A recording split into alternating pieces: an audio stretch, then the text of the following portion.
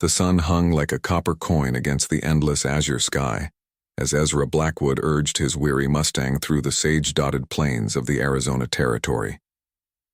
3 years had passed since the people of Tombstone had driven him out.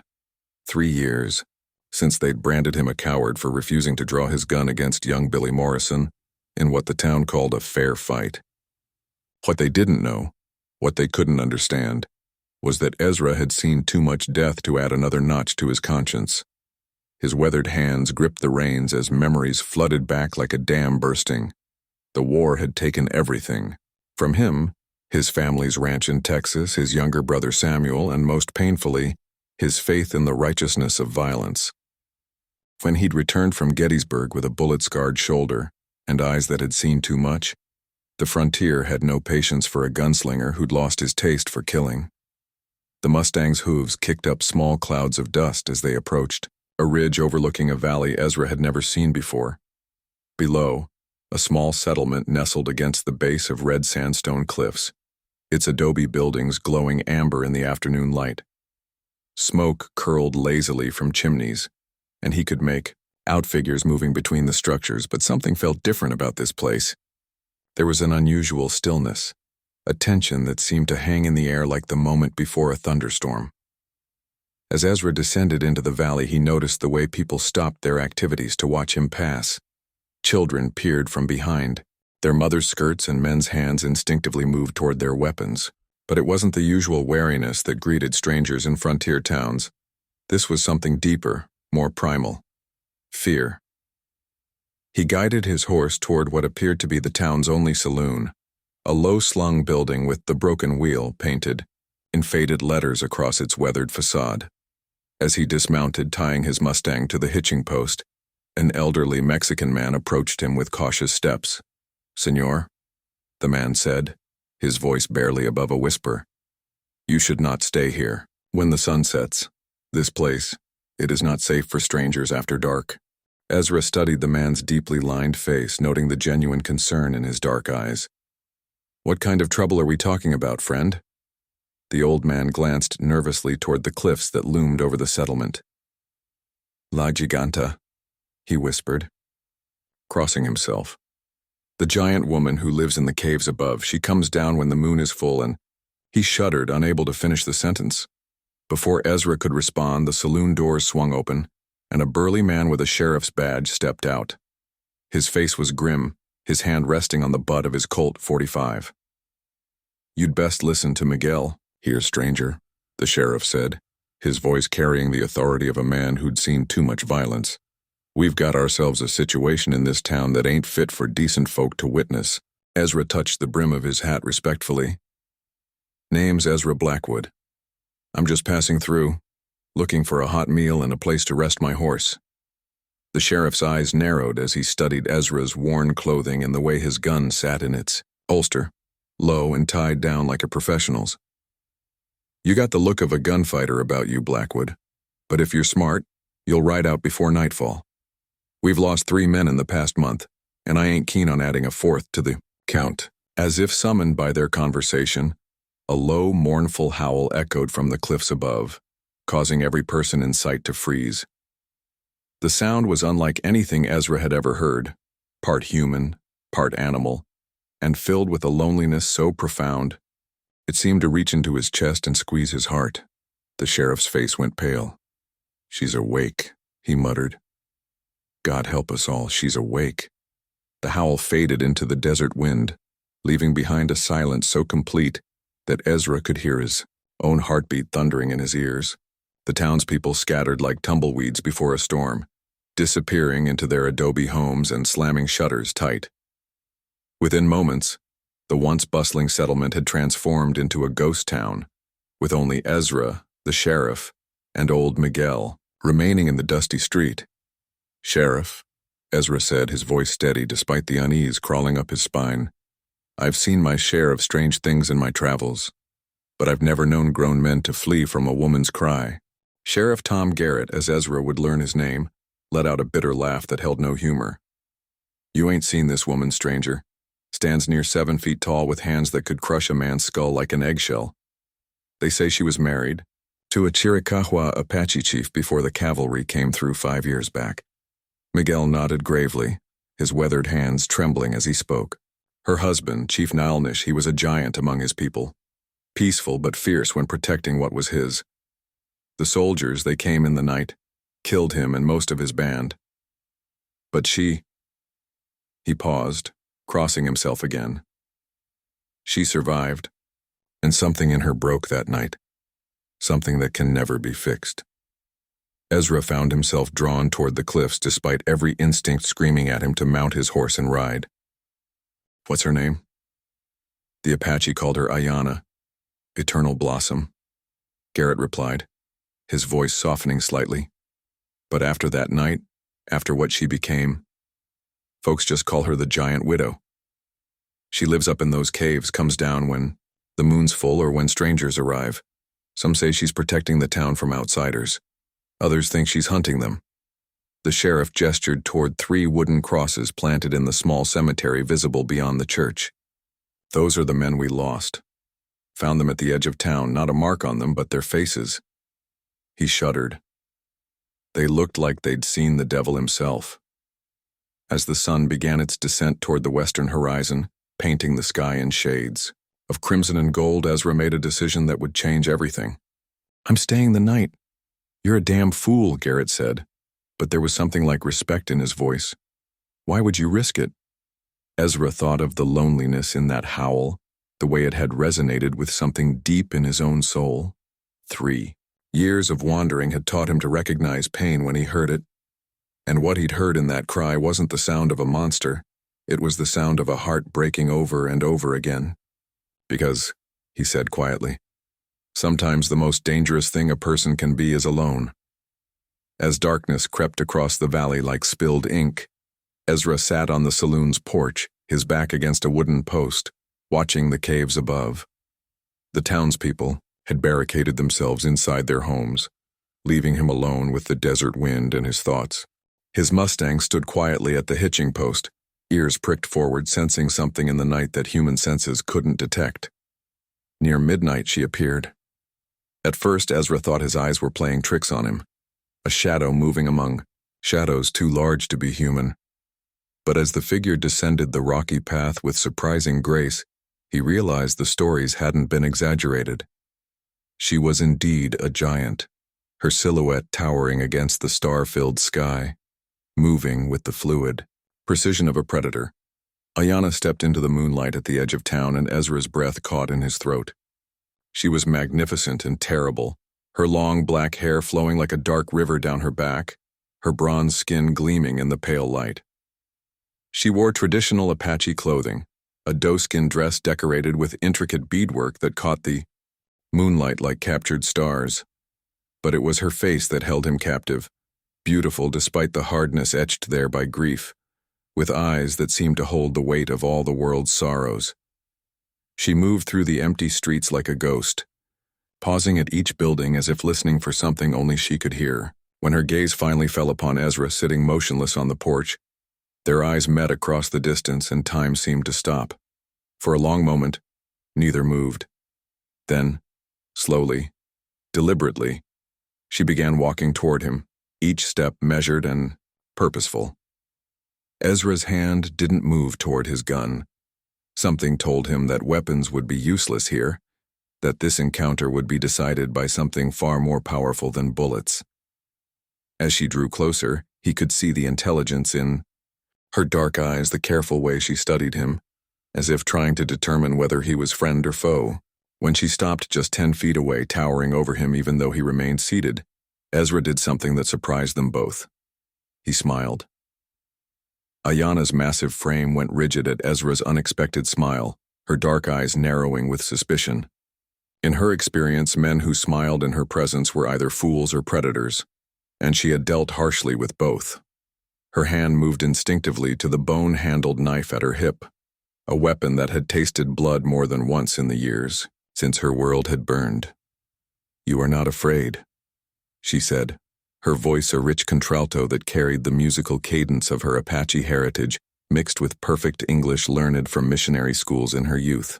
The sound was nothing like the monstrous roar the townspeople had described. Ezra slowly rose to his feet, careful to keep his movements non-threatening. Even standing, he barely reached her shoulder, but he felt no intimidation, only a profound sadness for the pain he could see etched in every line of her magnificent face. "Should I be?" he asked quietly, his Texas drawl soft in the desert night. Something flickered across her features, surprise perhaps, or confusion. The others were afraid. They ran screaming into the night, or they tried to fight me with their little guns and their big words. Her lips curved into a bitter smile. "Fear makes men stupid. It makes them cruel." "I reckon it does," Ezra agreed, settling back against the porch post. "But I've found that loneliness makes folks do stranger things than fear ever could." The words hit their mark. Ayanna's composure cracked for just an instant, revealing the raw wound beneath her fearsome exterior. She took a step back, her breathing becoming shallow and quick. "You know nothing of loneliness," she said, but her voice lacked conviction. "Don't I?" Ezra's eyes held hers steadily. "I've been wandering these territories for 3 years, carrying ghosts that won't let me rest. Every town I enter, folks see the gun on my hip and the scars on my soul, and they decide who I am before I ever open my mouth. Sound familiar?" Ayanna's hand fell away from her knife. For the first time in 5 years, she found herself truly looking at another human being, not as a threat to be eliminated or a problem to be solved, but as a person who might understand the weight she carried. "Why did you stay?" she asked, her voice barely above a whisper. "Miguel warned you.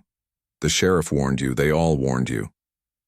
Ezra was quiet for a long moment, listening to the night sounds of the desert, the distant call of a coyote, the whisper of wind through sagebrush, the soft nickering of his horse. When he finally spoke, his words came from a place of deep truth. "Because that sound you made up in those caves, that wasn't the cry of a monster. That was the sound of someone who's been carrying too much pain for too long. And I know that, feeling better than I care to admit." Tears gathered in Ayanna's eyes, the first she had shed since the night her husband died in her arms. She sank down onto the saloon steps, her great height bringing her closer to Ezra's level, and for a moment she looked not like a fearsome giant, but like a woman who had simply grown too tired to carry her burden alone. "They killed him while he slept," she said, her voice breaking. "Nalnish was a man of peace, trying to find a way for our people to live alongside the white settlers. But the soldiers, they said all Apache were the same. They said we were all savages who needed to be eliminated." Ezra moved closer, settling beside her on the steps. "I'm sorry," he said simply, and the sincerity in his voice made her look at him with wonder. "You fought in their war," she observed, noting the way he carried himself, the careful positioning of his gun hand. "You killed for them." "I did," Ezra admitted, "and it near about destroyed me. When I came home and found my family's ranch burned, my brother dead from fever while I was gone, I realized that all that killing hadn't protected anything that mattered. It had just made the world a little darker." They sat in comfortable silence for a while, two wounded souls finding unexpected solace in each other's presence. The moon traced its path across the star-filled sky, and gradually Ayanna began to speak, really speak, for the first time in years. She told him about her childhood, split between two worlds as the daughter of an Apache mother and a Mexican father who had been captured and adopted by the tribe. She spoke of her education at the mission school, where she had learned to read and write in 3 languages. She described her marriage to Nalnish, a love story that had bridged cultural divides and created hope for a peaceful future. And she told him about the night that hope died, when she had awakened to gunfire and screams, when she had held her husband's broken body and felt something fundamental break inside her own heart. "After that," she said, her voice growing distant, "I couldn't bear to be around people. Their fear, their hatred, their assumption that I was something to be destroyed. It was easier to become the monster they expected me to be." Ezra reached out slowly, giving her time to pull away, and gently covered her massive hand with his own. "You're not a monster, Ayanna. You're just someone who's been hurt so badly that you forgot there might be another way to live." As dawn began to paint the eastern sky in shades of rose and gold, something shifted between them. A recognition, a possibility, a tiny spark of hope in the darkness that had consumed them both. For the first time in 5 years, Ayanna smiled. Really, smiled. And Ezra felt his own wounded heart begin to remember what it meant to hope. 3 months had passed since that first night on the saloon steps, and the town of Esperanza, as it had come to be renamed, bore little resemblance to the fear-shrouded settlement Ezra had first encountered. The transformation hadn't happened overnight, but rather through a series of small miracles that began with understanding and grew into something approaching love. Ezra had stayed, much to Sheriff Garrett's amazement and the townspeople's initial terror. But as days turned to weeks and Ayanna's nightly visits became less about haunting and more about healing, the community began to see what Ezra had recognized from the beginning: that beneath the fearsome exterior lived a woman of extraordinary intelligence, compassion, and strength. It started when little Maria Gonzalez fell into the old mine shaft behind the church. The child's cries echoed from the depths, too far down for any of the men to reach, the shaft too narrow for their shoulders. It was Ayanna who descended into the darkness, her great height and powerful arms allowing her to reach the terrified girl and lift her to safety. When she emerged from the earth carrying the sobbing child, Maria's mother didn't recoil in fear. She fell to her knees in gratitude. Word spread quickly through the small community. The giant woman who had terrorized them for years had risked her life to save one of their children. Slowly, tentatively, the people of Esperanza began to see Ayanna not as a monster, but as a protector. Ezra watched this transformation with a heart full of wonder and growing love. He had taken a job as the town's deputy, his steady hand and calm demeanor proving invaluable in settling disputes and maintaining peace. But more importantly, he had become Ayanna's bridge to a world she had thought lost forever. On this particular evening, as autumn painted the desert in shades of gold and crimson, Ezra climbed the familiar path to the caves where Ayanna had made her home. He found her sitting at the entrance, her long hair catching the last rays of sunlight, her hands busy with intricate beadwork that would become a gift for the upcoming harvest festival. "The children are asking for you again," he said, settling beside her on the smooth stone ledge. "Young Tommy Martinez wants to know if you'll tell them another story about Coyote and Raven." Ayanna's laugh was like music in the desert air. "That boy has heard every story I know twice over. Soon I'll have to start making them up." "I don't think he'd mind," Ezra replied, watching the way the fading light played across her beautiful features. "You've given these people something they didn't even know they were missing, a sense of wonder, of magic in their everyday lives." She turned to look at him, her dark eyes soft with emotion. "You gave me something I thought I'd lost forever, Ezra Blackwood. You gave me back my humanity." The months had changed them both. Ayanna had learned to trust again, to open her heart to the possibility of love and community. The hardness that had defined her features for so long had softened into something radiant and warm. Ezra, too, had found peace with his past, his guilt over the war and his brother's death finally beginning to heal in the light of Ayanna's acceptance and love. "There's something I need to tell you," Ezra said, his voice carrying a nervous tremor that made Ayanna's heart skip. "Sheriff Garrett is retiring next month. The town council, they've asked me to take his place." Ayanna's breath caught. "And?"